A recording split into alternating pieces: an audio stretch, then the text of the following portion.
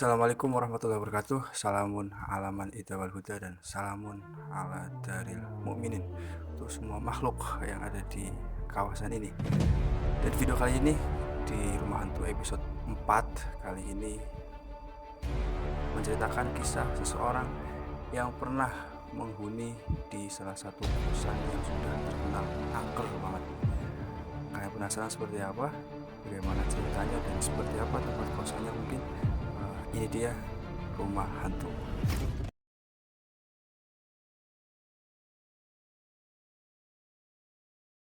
Saya sudah bersama narasumber yang mengalami cerita pernah menghuni di salah satu kosan yang angker gitu ya, yang mitosnya itu banyak banget.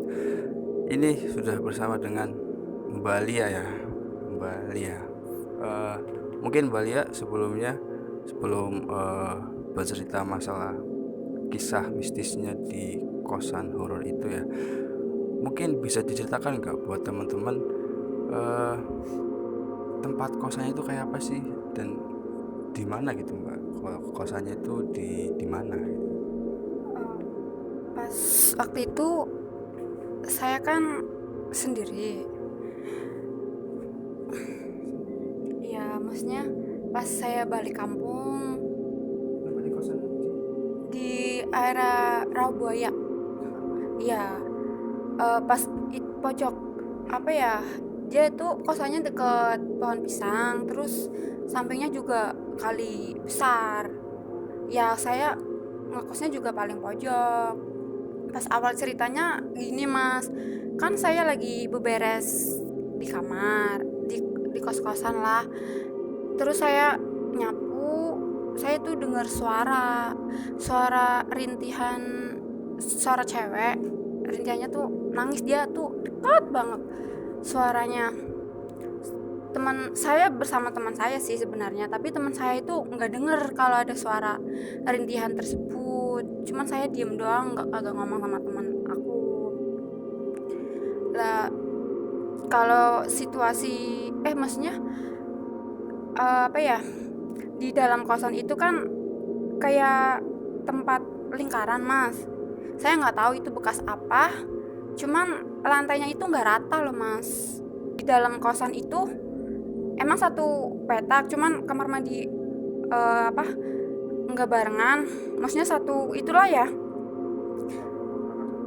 Iya, kayak bekas apa sih, sepiteng, kayak kayak ada lubang besar, cuman emang kayak gitulah. Saya nggak tahu itu bekas apa.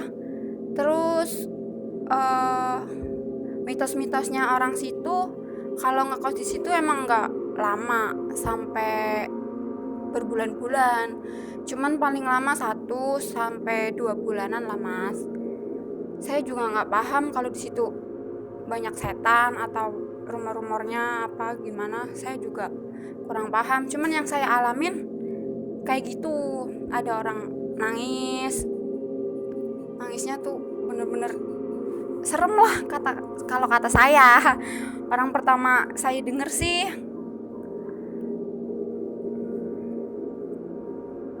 Apa mungkin apa ya maksudnya itu kejadiannya pas siang hari atau malam hari itu pas apa nyapu dan mungkin itu pertama kali ngekos di situ apa setelah kejadian itu setelah beberapa bulan ngekos di situ Mbak? Kejadiannya sih pas malam hari mas. Pas saya balik kampung, saya langsung pindah ke situ. Soalnya posisi kosan saya yang kemarin saya tinggalin itu berantakan. Terus ada hewan hewan liar lah yang paling saya jijik. Terus makanya saya langsung pindah ke situ karena saya takut. Langsung itu hari itu juga sih saya pindah. Mm-mm. Iya ini kan kalau ini kan banyak dari Pemalang ya Mbak ya, dari Pemalang terus ngalami itu di Jakarta kosan Jakarta. Eh, Mungkin apa ya di kosannya itu bareng sama eh, keluarga atau tetangga dari rumah, atau memang di situ sendirian gitu? Awalnya sih sama sepupu saya, cuman kan waktu saya berangkat duluan. Jadi sepupu saya masih di kampung, saya udah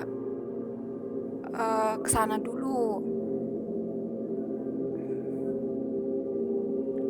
Iya, jadi mbaknya ini eh, apa masuk di kontrakan yang memang sudah terkenal, mitos katanya kalau di situ nggak bakal betah lama gitu ya, paling cuma berapa minggu, terus habis itu paling ntar keluar. Berarti mbaknya di situ di kontrakan itu berapa lama, mbak?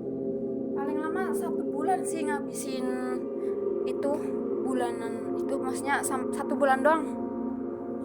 Ya, Itu kejadiannya pas tengah bulan atau? berarti pertama saya ke situ langsung ada kejadian, jadinya apa ya? Pengennya sih langsung cabut, cuman kan sayang udah bayar udah mahal mahal. Ya udah aku ngabisin 1 bulan doang. Gitu mas ceritanya.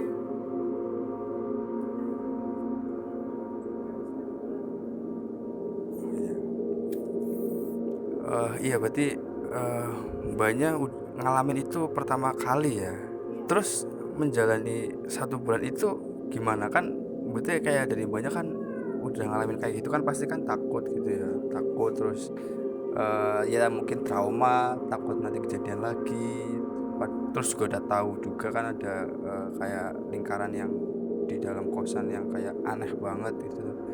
Itu gimana terus menjalani 1 bulan itu? Atau ada kejadian lagi, atau malah semakin tambah dengar ada orang lain yang bilang apa lagi itu? Sebenarnya sih takut.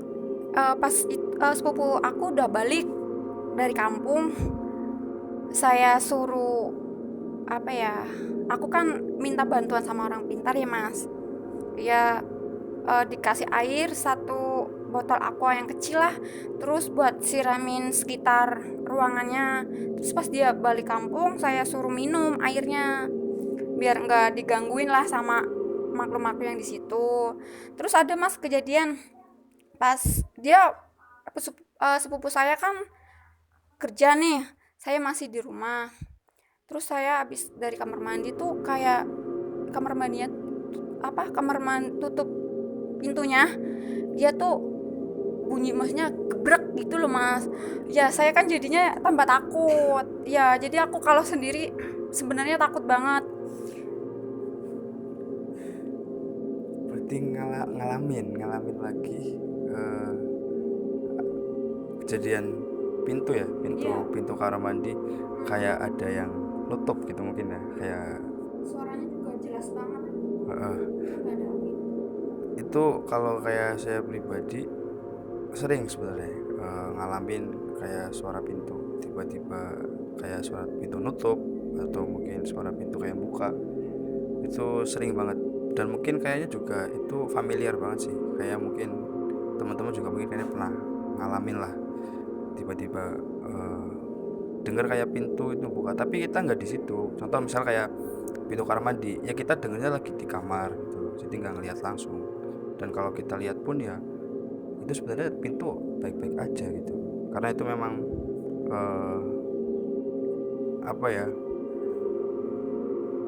jadi kemarin-kemarin itu ada yang bilang kalau aktivitas jin itu terbalik sama manusia. Jadi kalau jin itu aktivitasnya kalau malam hari, kalau kita kan pagi hari aktivitasnya. Nah, aktivitas mereka itu malam hari. Jadi bisa jadi ya itu lagi buat mainan mereka gitu, pintunya itu atau segala macam. Dan itu ya memang tujuannya memang kadang banyak sih yang usil gitu. Apalagi kayak di kontrakan kan mungkin apa ya, orangnya kan silih berganti gitu loh. Contoh nanti ini masuk, ntar ini keluar, masuk ke kontak apa, gantian gitu lah.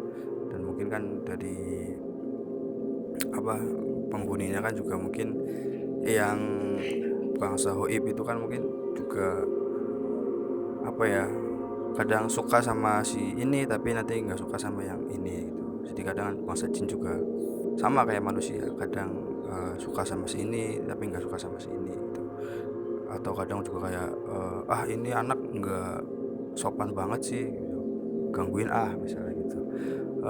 Terus mungkin Mbak Lia, karena kan dikontrakan kan juga nggak cuma jenengan ya, dalam arti ada yang lain juga gitu. Yang lain juga ngalamin gitu, atau dari apa, atau cuma Mbak Lia tok yang ngalamin kayak gitu, atau dari teman-teman satu kontrakan juga pernah ngalamin juga misalnya. Kalau itu sih saya kurang paham ya mas. Cuman rumor-rumornya tuh emang kayak gitu. Maksudnya mitosnya emang nggak, yang kontrak itu maksudnya nggak nyampe lama lah. Paling lama 1 bulan, 1 bulan, 2 bulan lah gitu. Iya, itu sekilas di kontrakannya ya. Dan ternyata Mbak Lia ini kan juga salah satu karyawan ya di salah satu PT di Pemalang.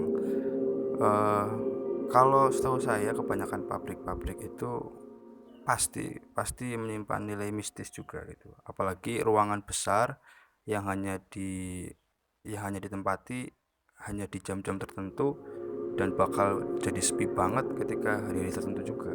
Contoh ketika liburan, yaitu gedung kosong, benar-benar kosong, dan ya kosong banget gitu.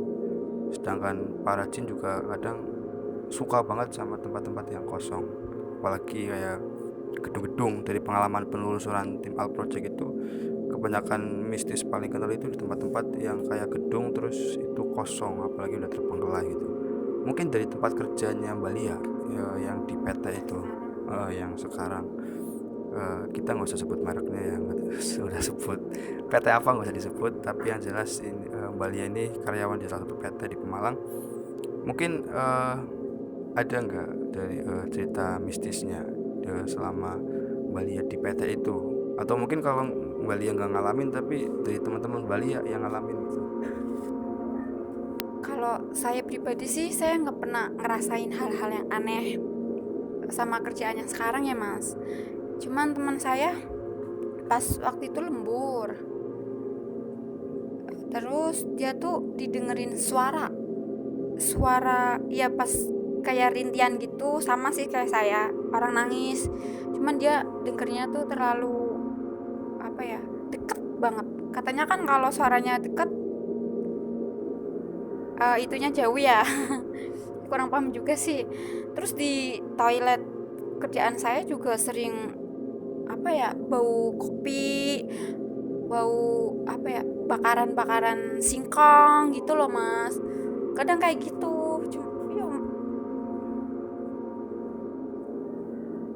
Ya, Itu kalau suara yang dekat itu berarti sosoknya itu dekat gitu. Kalau suaranya pelan, lirih, itu berarti sosoknya dekat. Dan tadi kayak misal eh, bau singkong di mana, di kamar mandi, di toilet itu pertanda juga sih, pertanda ada apa, sesuatu makhluk gaib yang ada di kawasan itu, datang di kawasan itu. Jadi benar ya kalau ternyata di tempat pabrik-pabrik atau gedung-gedung yang besar gitu, itu juga banyak ya, banyak menyimpan mistis. Kelihatannya ramai gitu, kelihatannya ramai, tapi padahal eh, ada banyak penghuninya. Karena ya nanti di jam-jam tertentu itu eh, bakal sepi, dan ketika hari libur itu juga kosong, benar-benar kosong.